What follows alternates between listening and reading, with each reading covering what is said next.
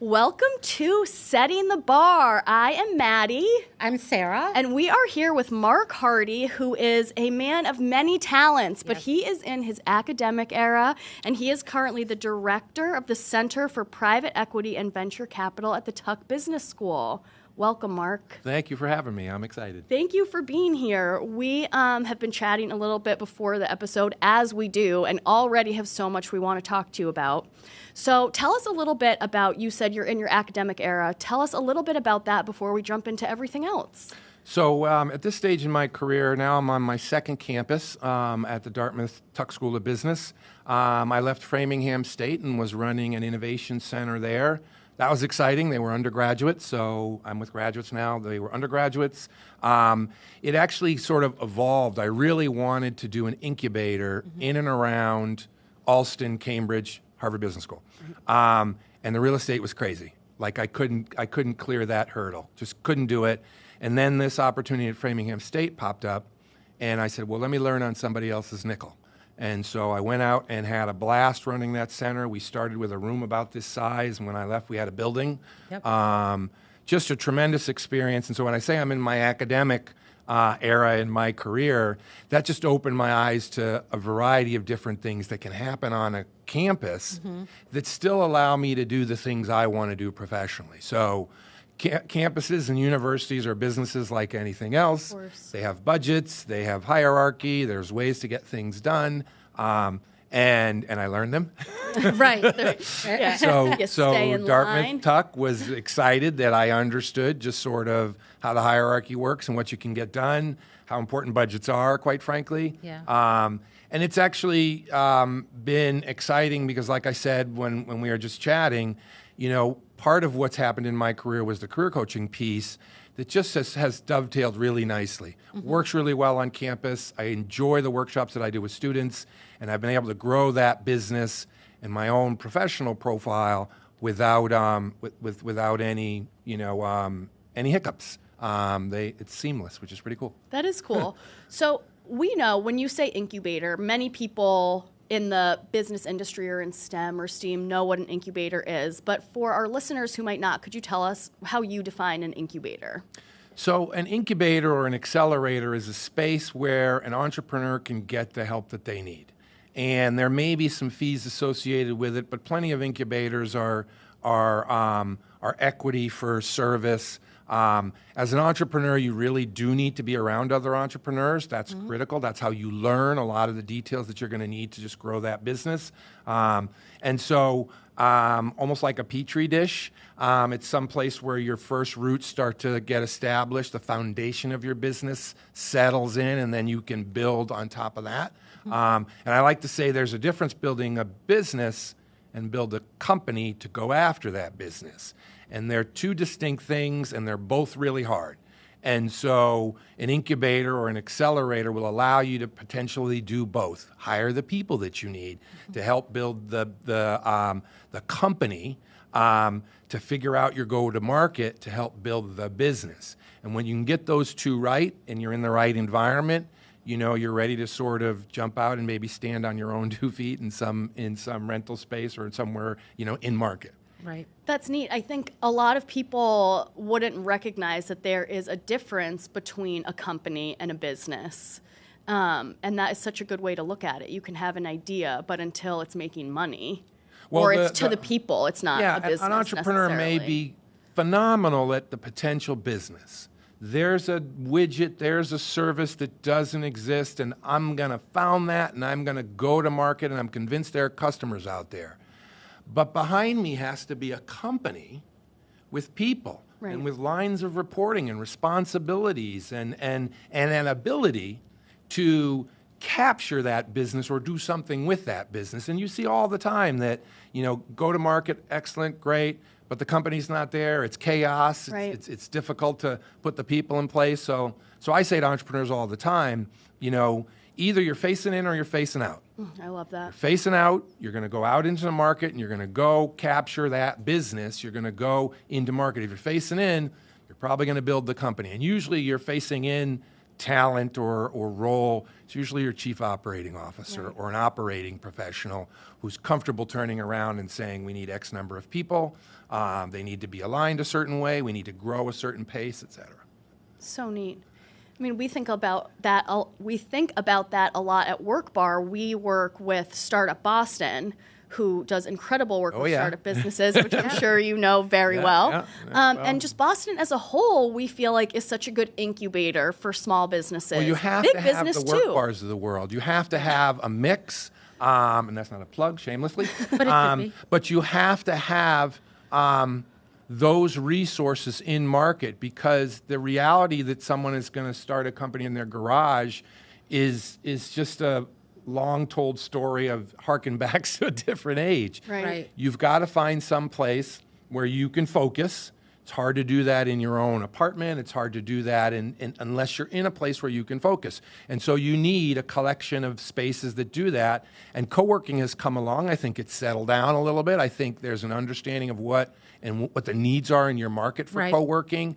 And now the businesses compete, and that's great, because that adds to the ecosystem. That creates sort of the spaces and the places where the entrepreneurs can go. And like I said a moment ago, you have to, if you're an entrepreneur, you got to hang out with other entrepreneurs. Right. You just learn so much hearing from them, their successes and their mistakes, et cetera. So. Right. Yeah. Right. It's so true. And to give the listeners a little background of Workbar and FSU, Workbar was, FSU was sort of powered by Workbar years and years and years ago as a university within Workbar had a technology platform that FSU was on. But so Workbar and FSU, and Mark was the director of the Innovation Center there, as he said, but we really did, we all thought we were in that same ecosystem of enabling companies to be on the level where they can then go off and do really cool, exciting things. FSU would not have been successful without the Workbar relationship. It would not have been, because what that Workbar relationship allowed us to do was to get the reach we needed. To a degree, we often got a few Workbar members who wanted to be out in the suburbs. That's right. And they liked our space. But then across all of the Workbar network, we often would see guests come and visit us. We could say to our membership out in Metro West, hey, you can go into Cambridge, or you can go down to the South Shore, Norwell, Arlington. So, I think one of the things that allowed FSU's Innovation Center to get established and be successful was that early Workbar relationship with that platform that was literally our back end. It was. And having that meant that yours truly could focus on front end, or like I said a minute ago, I could focus out because we had a software platform that allowed us to operate successfully. Right. And the two worked. I mean, I tell everybody, we were a room and I grew it to a building, but all that time spent knowing that we could bill, that Workbar members, that our Workbar or our Innovation Center members could reach out to Workbar members, and we'd see guests come and go. All that is essential for our resource way out in Metro West to be part of the Boston ecosystem, and not feel like we're far from it all and didn't participate. So. Yeah, and you also sort of pioneered the hybrid model, not of working, but of sort of an ecosystem where you had interns, you have real companies, and you have students all coming together in one space to exactly what you said. You have all these different factors coming together, and the proximity of all those different types of people who get involved in starting up companies were all in one place to feed off of one another. Yeah, that model, I think, is still, to me, one of the better models in the market. You are seeing demographic changes, and all of our colleges and universities are aware of this, which means their space requirements are different than they were pre-pandemic. We survived through the pandemic, quite frankly. And to be able to host or run a co-working business on campus to serve the market, not to serve campus necessarily, but to equally serve the market, and then have these entrepreneurs come in with their businesses and have our interns get internships as part of that. It was just so easy, and where I see universities, colleges and universities often struggle is the entrepreneur in the market doesn't know who to call at the university to get an intern for a project that's short-lived and happens to be February to March. Yeah. Sure, career services plays a role, but more often than not, our members at EIC would come to me and just say, I have this project and can I get a student to work on it? And I'd shape that into something that could be essentially arguably a quasi job description. Yes. Right. And then recruit the student. And I'm doing the same thing at Dartmouth. We don't have the building, we don't have the co-working space, but still it's a challenge for a business outside of the university wrought iron gates to figure out where best to go in and get that intern. And sometimes it's career services, but sometimes they just don't know, and I get a call, I get an email, and I say, well, I'll figure it out. Yeah, and right, they're lucky they have you to be able to figure it out. Along those same lines, and this is going to sort of, I do want to eventually come back to your all of your experience, but we were doing a podcast with Scott Kirshner. Yeah, Scott. Last week, yes. I go way back. I know you guys do. I know Did you ask guys him about do. the interview in 90? We didn't, but we should have. 97. I sat with him down in our manufacturing space down in Stoughton. Okay. Yeah, long time ago. That's Scott cool. and I go way back. We'll have to have another podcast with both of we'll you do together, that. though. But one of the things we talked about was sort of the, not mass exodus, but how so much of the talent in Boston is leaving because of whether it's because of the high housing costs, the lack of public transportation. They're just getting wooed out to Silicon Valley or New York City or wherever it is that they're going. And how can this is obviously a problem that Boston has. We still want to consider Boston as sort of the heart of innovation and where life-changing sort of world-changing innovations will continue to happen for generations. But Scott really thinks that a solution is having the universities and colleges here care and really take an active role in the 5 years postgraduate. You have you're the perfect person to ask as somebody who has from FSU, from Harvard Business School. You went to Tufts. You went to a local university here, and now you're at Tuck. There's so many Jumbo proud people, which is lovely. My dad went to Tufts. My sister did, so we loved the Jumbos. I'm Trinity, so I'm fellow NESCAC. You're a NESCAC. There you go. So You're that part of the makes me family. Part of the family. Thank you for that. But what do you think the responsibility of colleges and universities? What do you is it their responsibility to sort of have that bridge over a 5-year gap I to feel make like you're sure? queuing up that softball. Do you? Okay. This is Nice. That's what we're here for, I am- actually. I am Yeah, that's gearing what up we're to here take for. a good So, swing at that one. Yeah. So, and Scott would like you to solve this along with Maddie and I. Yeah, Well, he tasked us with he it, did. So I think Scott is correct, and I absolutely think colleges and universities have an obligation to their graduates to be there for them during those first few years after graduation. You have to. Harvard Business School has a very good model where they provide career coaching to their graduates throughout their career. And the graduate of that business school can arrange for a career coaching session, a half a dozen of them a year, free. Now, not everybody can afford that. That's an expensive resource to keep on a campus. But in my experience, those first few years out of school, you're making challenging decisions about your career. I wouldn't say we're losing our talent to those cities as much as the talent is looking around and saying, where can I find the best density of opportunity?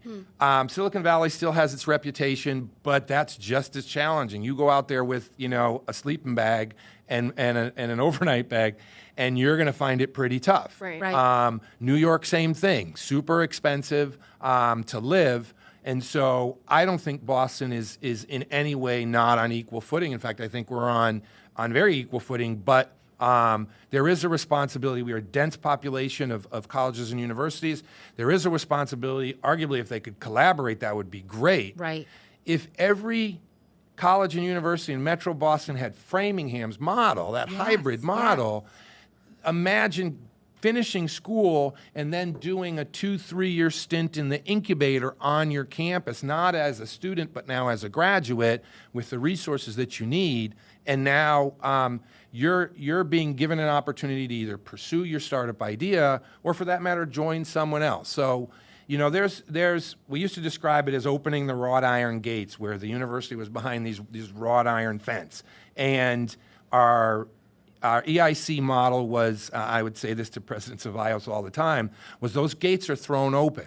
And any entrepreneur in the community can see that and come and take a look at that resource. I actually did a lot. I would go to the local library and I did career workshops and I did entrepreneurship workshops just as a way to get the market to understand we were there. Right. And it worked. We invariably we would get new members from some of that outreach. So yeah. Yeah, I think that is, in a perfect world, there would be cross collaboration between everybody to try to make Boston as the best sort of environment for people to stay and it's grow. Good. Boston has a good ecosystem. Yeah. We have Start Boston. We've got Startup Boston. The Mass Innovation. CIC is legendary. Mass Challenge. The Engine at MIT. Yep. So there are a lot of resources out there. Yeah. Right. We're not coming up short. No. But I think increasingly, you know, we've got a little bit of thinking differently about what we expect graduates to want and how we can help them, because the individual coming out of a college or university today faces a world dramatically different than when I came out of school, or for that matter, when I got out of business school. And I say to students and graduate students all the time, you need to be talking to people who've only been out 10 or 15 years, not someone who's been out 30 years, because you're having a different experience. Your LinkedIn is new to you, and it didn't exist when I got out of school. And now social media, and we could spend podcast after podcast talking about generative, because it's that next iteration of technology that's definitely going to drive change.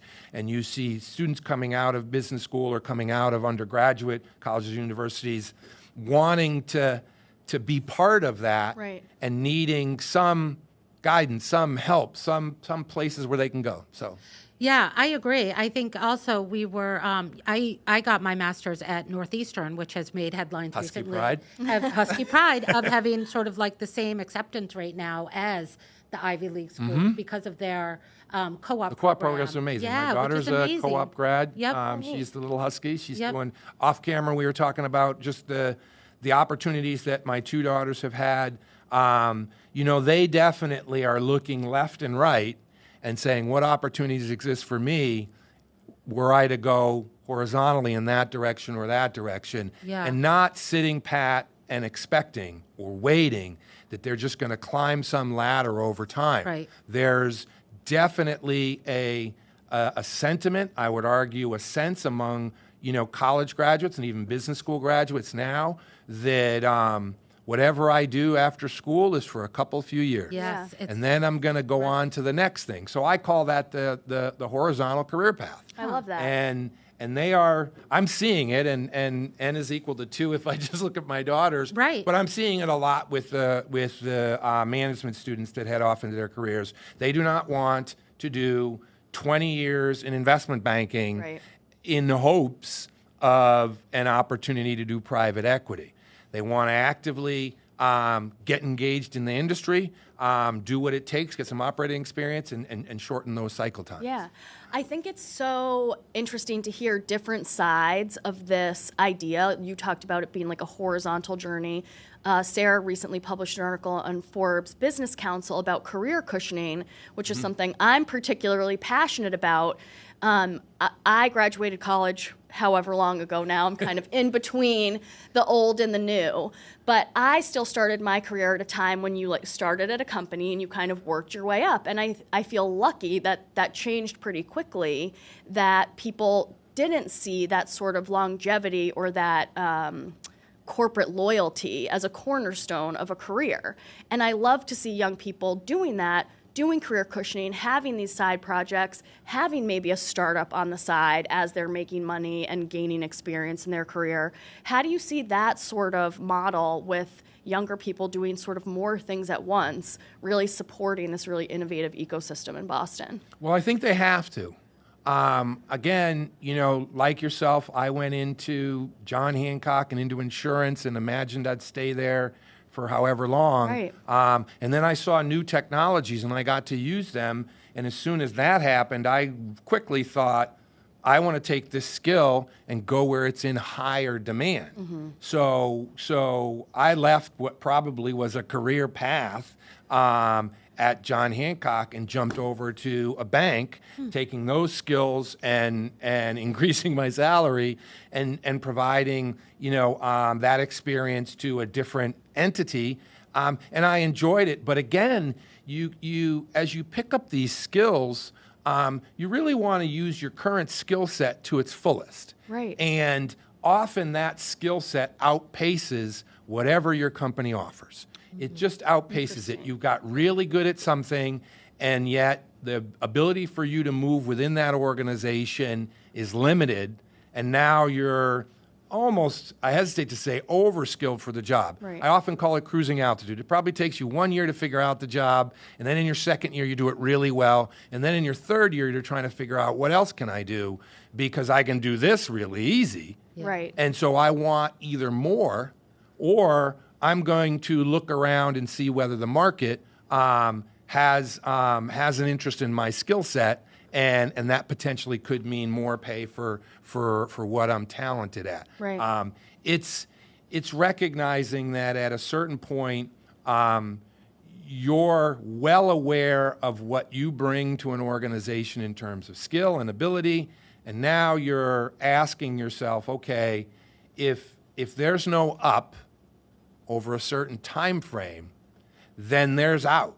Yeah. Right. And a lot of my career coaching is around going in, or the theme is no going in, how you're getting out. Interesting. You're going to join a company, and you should know on the way in the door what the exit door is going to look like, so that when it appears from the work that you're doing and you're good at what you're doing, and now all of a sudden you see, wow, I've reached a point, I've had 3, 4, 5 years, and it's looking to me like, it's time for me to take a career management step, not just go get a job. Right. Not just job hunt.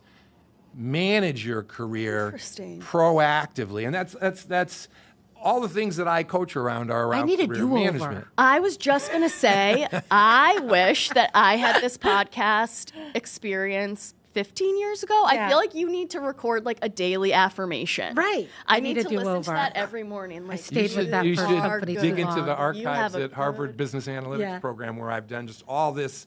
I've done workshops for probably, we're at, I think, 4 years now. And somewhere 6 or 7 years ago, I was having the career that I was having. And I kept thinking, I need to manage my career and not job hunt, because job hunting is fraught with all sorts of challenges. We all end up looking for work. That's not. I'm not saying that doesn't happen. Right. But there's a difference between understanding when you're in a role and you're enjoying an opportunity, how much longer is that going to be what you enjoy, and how much longer are you for that firm? It's not because everybody should just be jumping if something changes. So I'll use a great example. At Framingham State, something changed. Yeah. So I got there, and I was there for about 1.5 years, and I proposed to our provost that I take over a particular initiative she was trying to get off the ground, and had a couple of missteps. It wasn't working, and she said, okay. And right away to me, that was, oh, okay, that exit door just got a little bit further away. Right. Because I want to do this. Right. And so I went ahead and did that next step, and I created more career coaching and workshops, and we invited students, and we had a cohort of students that went through it. And so to me, that was, oh, okay, if I have a clock on a job, if I'm thinking about doing something for a certain amount of time and something significant changes, I've got to think about that for a little bit longer. And then by the time I got to year 6 and I was good at running the center and it was doing all the things I wanted it to do, I was thinking, okay, what does this mean for me? Right. And I don't, when I say what does this mean for me, I don't mean for that to sound selfish as much as you have to manage your career, because we live in a world where no matter how big the brand and how fancy the company and how everybody wants to work there, they still have layoffs. They still right size, downsize, do what they need to do to be the company they need to be. Right. And so career management is you being the talent that you need to be, and figuring out how best to use your talent with you in control, kind of. Yeah, that is such an interesting way to look at it. And for me personally, very unique. I've never heard somebody talk about it like that before. The article that you wrote kind of talked around that. Yours was specifically about career cushioning. It's about career cushioning. But it's just... Well, explain that, Yeah. because there's probably a relationship there. Well, there is a relationship, because I think about it more of a individual being like their own personal brand than working for a company. And we talk a little bit about how on LinkedIn or whatever platform people are using, they don't put CEO of Workbar. They put, whatever else I do outside of. Well, you don't want under your a, name. It's not. You don't want your title. Right. You it's want or the company who you are. Who you are, not or your talent. Right. And so, not the company you're working for. And That's not the company you're working for. That's right. not who you are. But career cushioning, it's you have sort of these right. Maddie's, I'm like, wow. Maddie's head is exploding, but. Maddie, and Maddie kind of opened my eyes to this when she started working at Workbar. Maddie has about 18 different side gigs that she does. And it took me a little while as her manager to become comfortable with all of her side gigs. And it was a learning process for me as somebody who's Gen X, who was taught loyalty to your company. Anything outside of that is bad. And so I had to really, like, Maddie and I we grew together in it. Right. And, but we did. My encouragement to any entrepreneur is keep your day job. Well, and that's right. Yeah. Because it's not going to go as quick as you'd like it to go. Right. It may proceed along, but it may not be as big as you'd like it to be. And to your point, I think as a manager, it's important to recognize in anyone that's working with you or working for you or is a direct report that they bring, a skill set that easily could include a couple of, arrows in the quiver or tools in the toolbox that they don't need for the role that you've asked them to perform in. And so they may still want to develop those skills. And I think that's fair. When I have anyone reporting to me, I'm as interested in what's after this as I am in what we're working on right now. Right. Yeah. The assumption can't be they stay forever.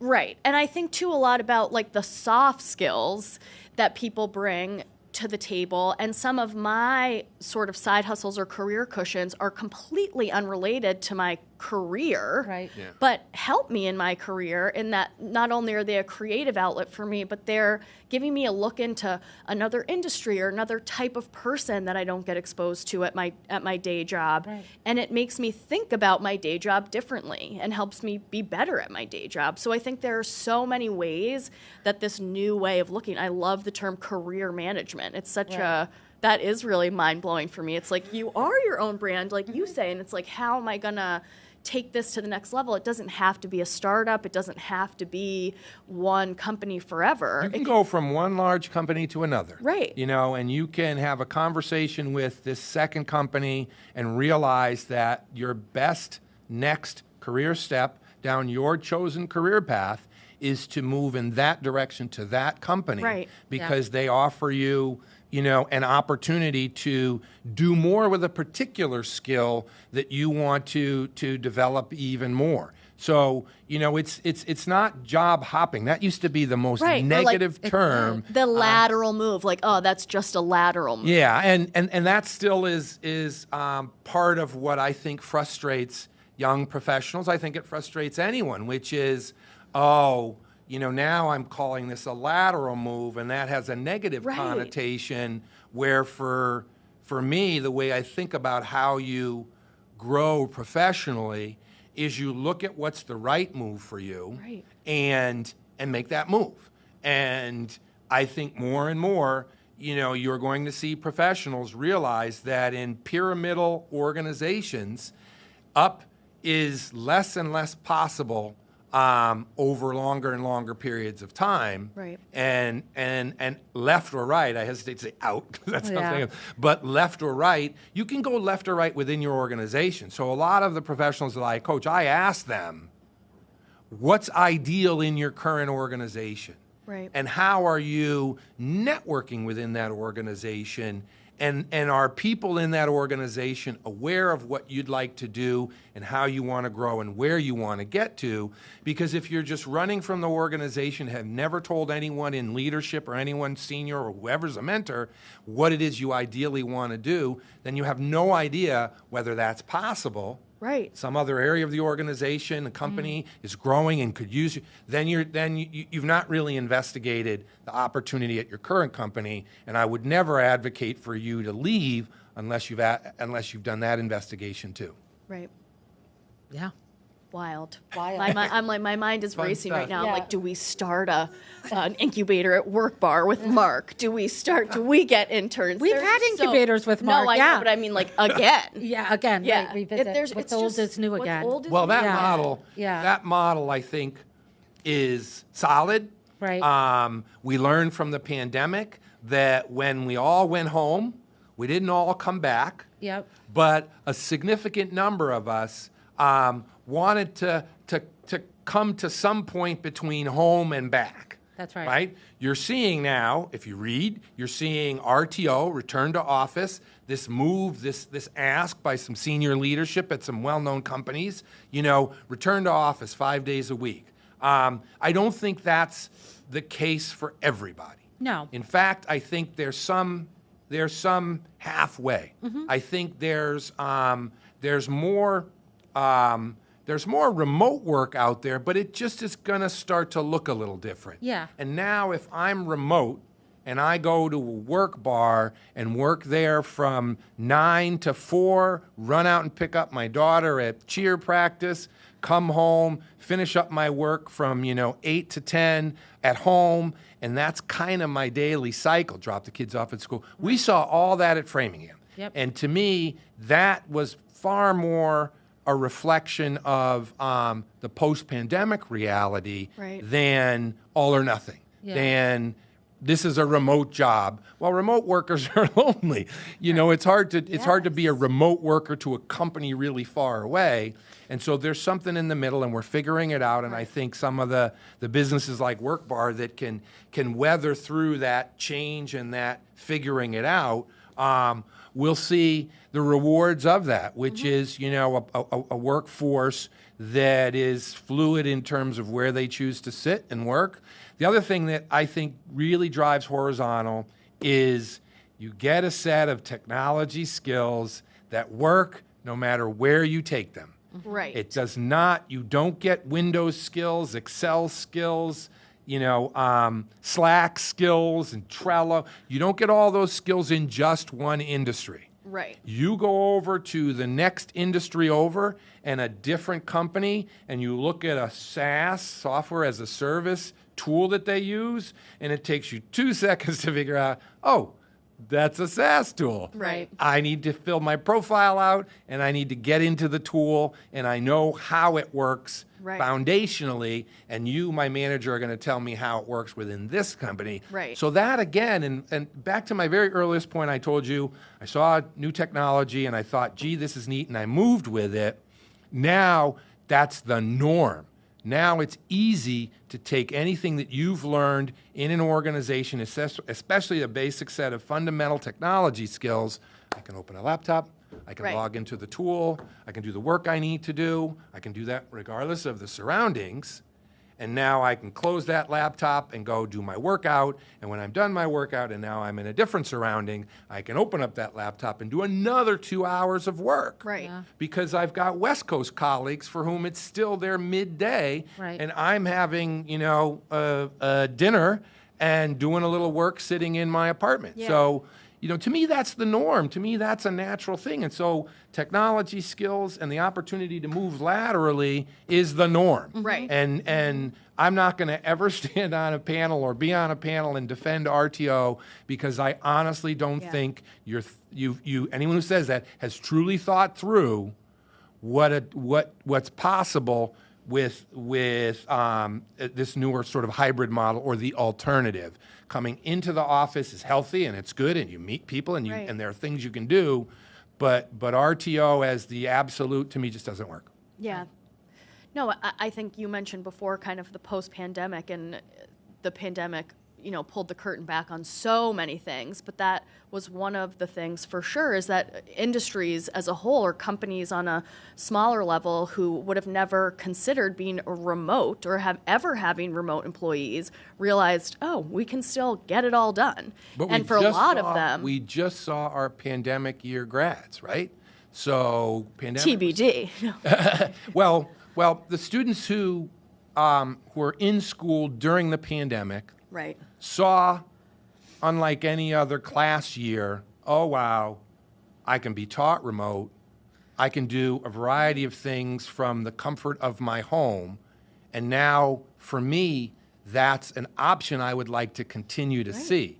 And now they've graduated, and now they're looking out at the workforce, and they're like, well, I can do a lot remote. I might want to work in an office if only for some of the familiarity to the people, the getting to know people. I'm a human. I rather interact with humans than my laptop screen. But we're now well into what I would call sort of the Zoom era or the video conference era. And it's so funny because it took a pandemic to do it. All these technologies were here. Accelerated. Of course, Right. But the pandemic accelerated. So I think those things are really cool. I think you want to pay attention to that. You want to be a manager that acknowledges that how I did it 10 years ago or 20 years ago isn't necessarily the way that it's going to be done going forward. Right. So you need to be a little nimble as a manager. And then I think from what we were just talking about a minute ago, you got to keep your people. You need to recognize that they don't have to stay. Yeah. So you need to create an environment where they would like to stay, Right. and they want to do certain types of work based on skill set for a certain amount of time, and you've just got to be aware of that. Yeah. Yeah, I agree. Yeah. Oh, go ahead. Well, I was thinking before too, when we were having a conversation before we started recording, we were talking about companies that are starting to, and cool places to live, like Burlington, Vermont, and other cool areas where you don't have to be in Boston all the time. Even though we highly recommend it. Right, even though Well, I mean, Burlington to Boston is 3 hours. Yeah. I talk about the 89 corridor all the time to people around me. It's a highway, for those of you that don't know, that runs from southeastern New Hampshire to Burlington, Vermont, and beyond. And so it makes travel easy. It makes it possible for you to invite me to a podcast and for me to do that, taking a quick ride into the city.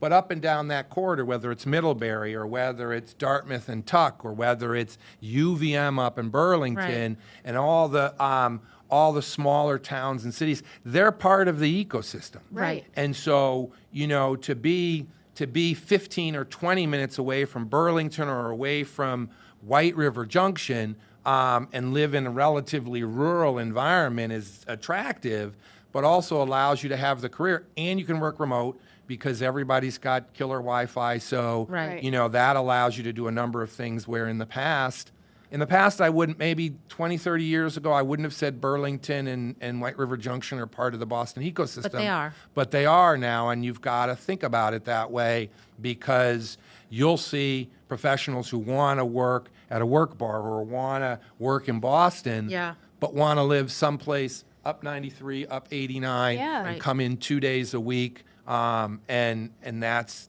the work sort of cadence that they want. Right, and it also leads to the big question of like diversity and having diversity around boardrooms, diversity in funding. Yeah. And you are capable of having connectivity to people who live up in Burlington, who live anywhere sort of in more rural areas, not strictly within the city limits of Boston, which opens up a lot of opportunities, not only for those people, but also for the companies to have this type of different people around boardrooms, which I think is important. Yeah. I think that's something that as a professional you bring into the negotiation and bring into the process whereby you join an organization. When you're getting hired, how do you want to work? What is the work environment that you'd prefer?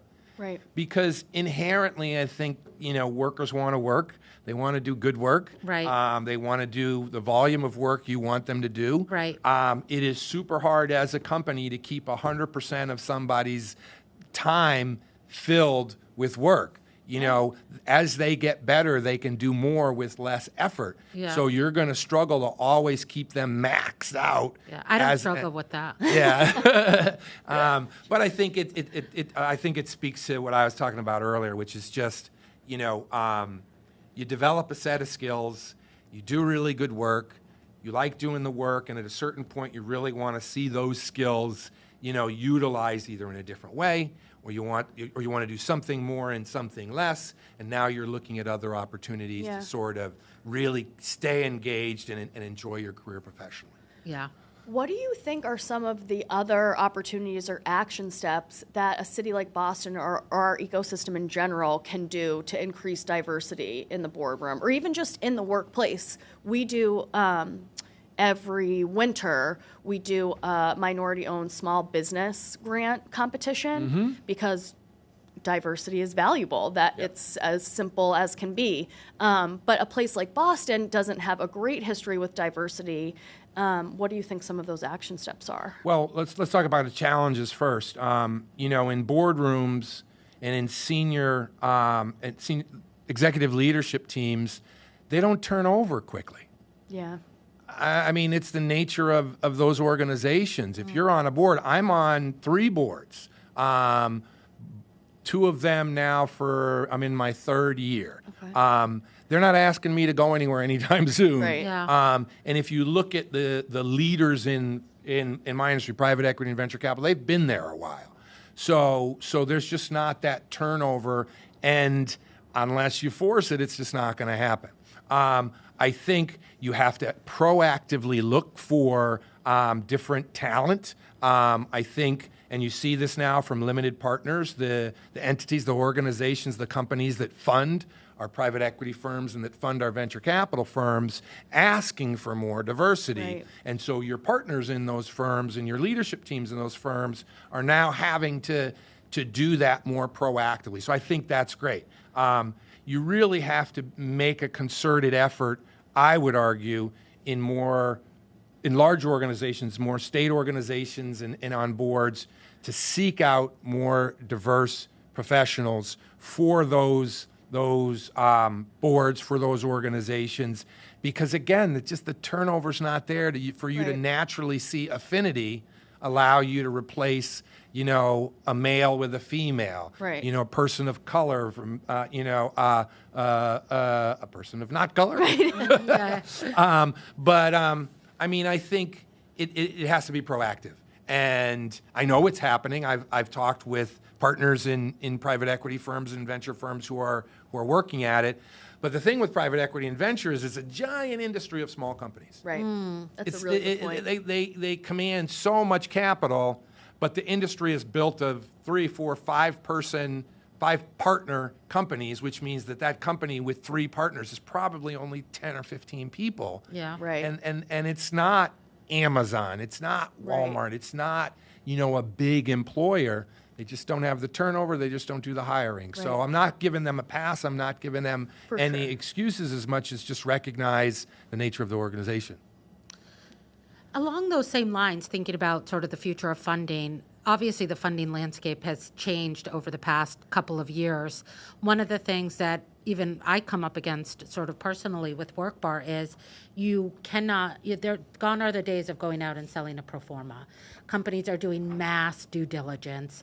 Unless you have some sort of history of profitable growth, there's very little operating leverage that you can gain.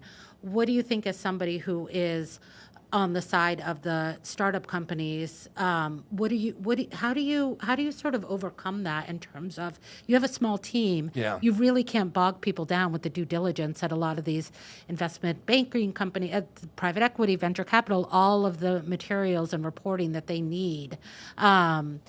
And that sort of history of growth. How, is there a world right now that exists where there are a lot more obstacles today than there have been when you are starting a company? Well, I don't think there's more obstacles because I think the industry is just much bigger.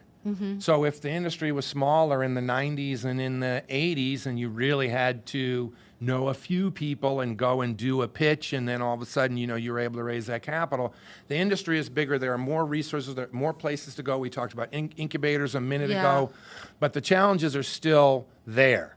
And I think you have to spend more time working on your idea and getting it to a more mature point, whether that's prototype, whether that's, first cohort of services or customers in your service model, and your investors, whether they be at friends and family or pre-seed or seed or seed to A bridging or A round. I mean, there's all these new terms for just how investors want to invest, and it's dizzying if you've just never experienced it. It's creative deal making.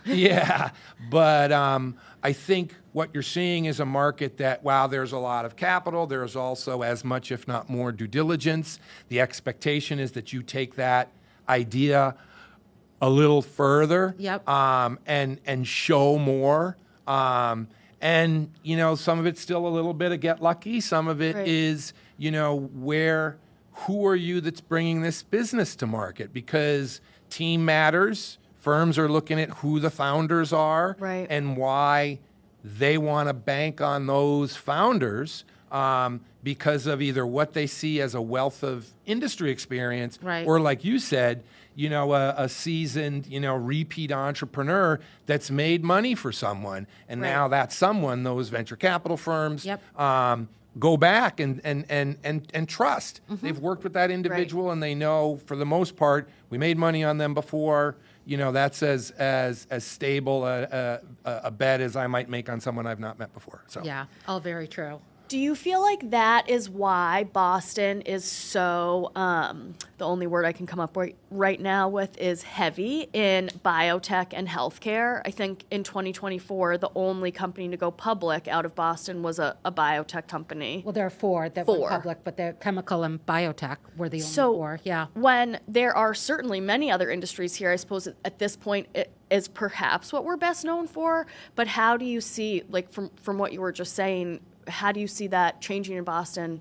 Is that why we're in the place we're in? How do we kind of expand I mean, that? historically, we're in the place we were in because of what happened in the 80s and the 90s. And, you had a really strong tech sector. I mean, think back, 128 was, viewed as, the technology superhighway. Yep.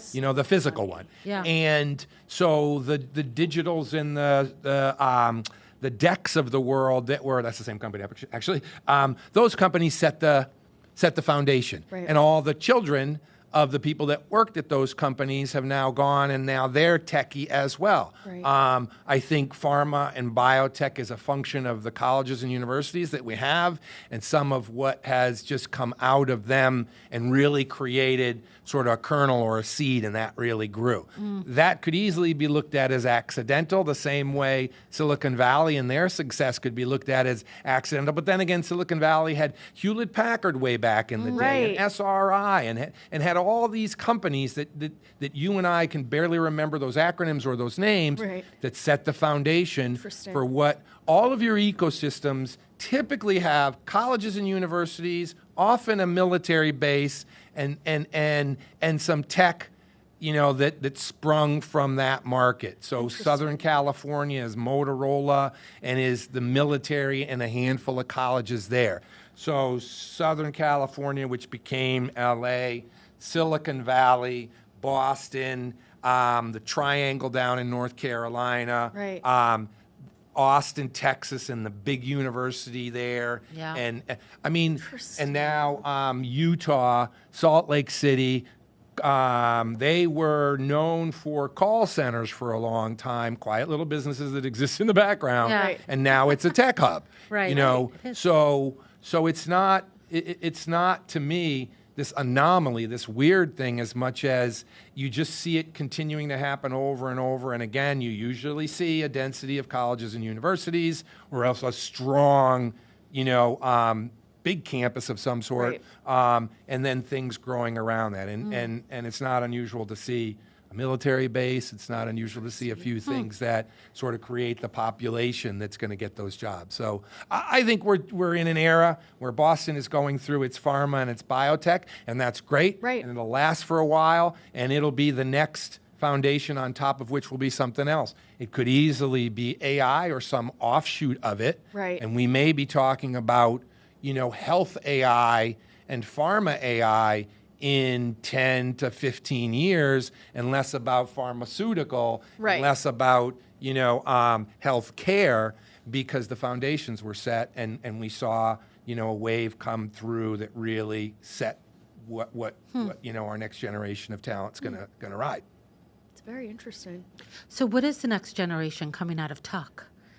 What do we see coming out of Tuck that's going to blow our minds? Well, I don't know if it's going to blow your mind. I think what you see from business schools are talent that is mission-driven. Okay. Love it. Talent that, like we talked about a minute ago, probably has more of a horizontal lean than a vertical orientation. Less of a let me go do my time in this industry, and more of a let me go do that for a little while. And I say they because I'm talking about MBA candidates and alums who I work with. Very mission-driven, very, I want to take my talent someplace where I can make a difference versus I can make a lot of money. Right. Still a lot of talent that wants to make good money, Right. so there's no shortage, and as those industries grow, there's a pipeline of talent that's going in that direction.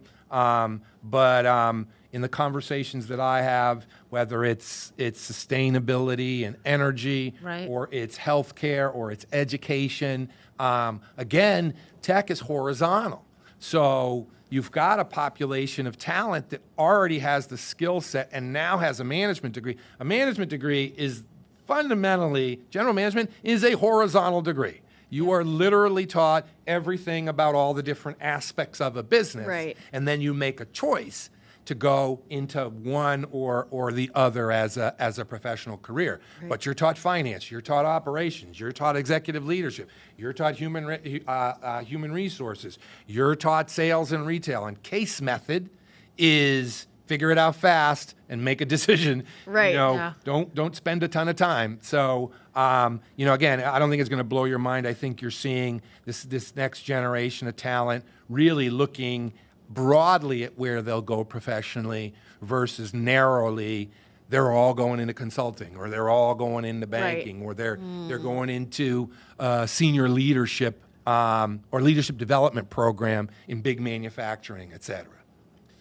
Yeah, I'm not sure if it's because we're hanging out with different people these days, but there was a time when everybody was going to McKinsey and Bain and, Right. Still are. They still Yeah. are. Yeah. But now we go to places and everyone's a founder.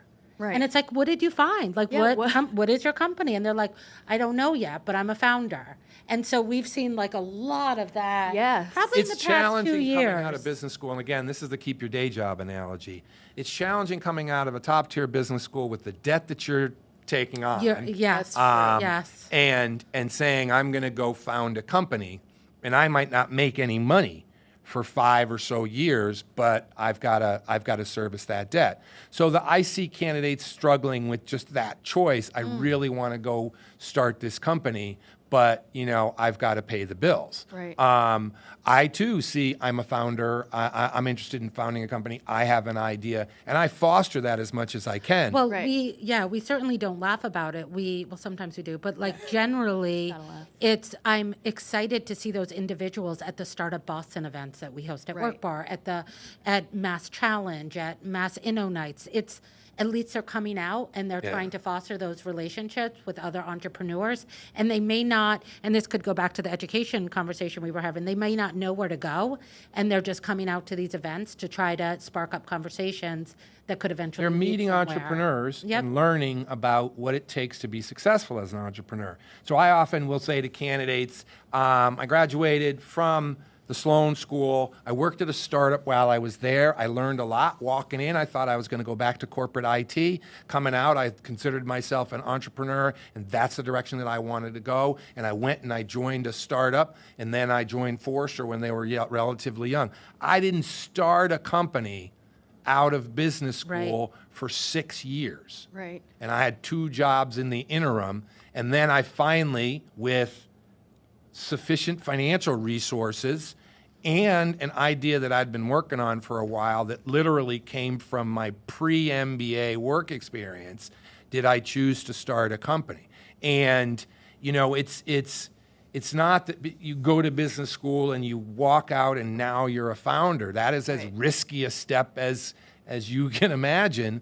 But it still requires, you still should be going to these events. You still should be talking to entrepreneurs. You know, I try to connect entrepreneurs. We certainly don't have as many in the Upper Valley where I am, but I'll connect one person to another entrepreneur so they can just have a conversation. Yeah. Because they'll strike up a conversation. That might be a joiner opportunity. That might be something that you learn and take with you, and you know, utilize that at some later date. Right. At Workbar, we call it the bump and connect. We do. You We just call it never know what's going to come out of these Yeah. conversations. They're so valuable. Right. And it's just so important. And I think, it's very important. And it's interesting to hear your story because it just reminds everybody how hard it is Right. to start. I mean, you're coming out of Sloan.